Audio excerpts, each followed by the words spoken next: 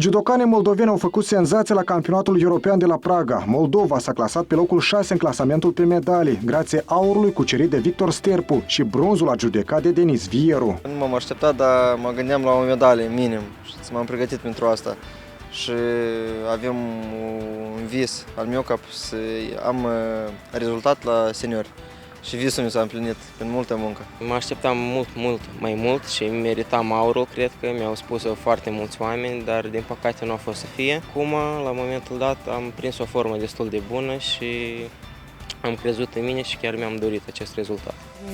Victor Sterpu este primul moldovean care a devenit campion european printre seniori. Asta la doar 2 săptămâni după ce a cucerit aurul la europenele Under-23, el având în palmarez și titlul european printre tineret. La Praga, sportivul de 21 de ani a obținut 5 victorii în limitele categoriei de greutate 73 kg. Mai întâi, el a trecut de belgianul Joren Case, germanul Igor Wandke, austriacul Lukas Reiter și elvețianul Nils Stamp. În finală, Sterpu l-a învins prin nipon pe georgianul Lasha Shaftatuashvili, campion olimpic în 2012 și medaliat cu bronz la Jocurile Olimpice din 2016. Adversarul din finală este idolul meu. Noi cam avem aceeași luptă. Aproximativ eu acolo am ieșit fără principii să rup. Pur și simplu am ieșit să dă o luptă. Și cred că el a avut emoții mai mari și a cedat în ceva.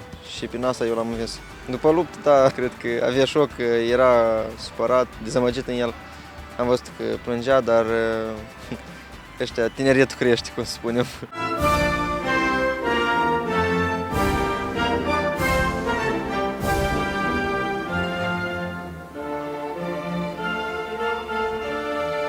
Victor Sterpu este din ce în ce mai aproape de Jocurile Olimpice de la Tokyo, la fel ca Denis Vieru, care a cucerit bronzul la campionatul european. Sportivul de 24 de ani revine la forma de altă dată, reușind să-și ia revanșa în 2 partide la turneul de la Praga. Mai întâi l-a învins pe spaniolul Alberto Gaitero, de la care a pierdut anul trecut în finala Grand Prix-ului de la Zagreb, iar în meciul pentru medalia de bronz a dispus de georgianul Vaja Markvelashvili, de la care a cedat în finala mică a Jocurilor Europene de la Minsk. A fost, să vă zic sincer, un an foarte greu și m-am mobilizat. E unica medalie în acest an și este binevenită și mult așteptată pentru mine personal, că am fost și acuzat pe nedreptate de dopaj și au fost foarte multe vorbe.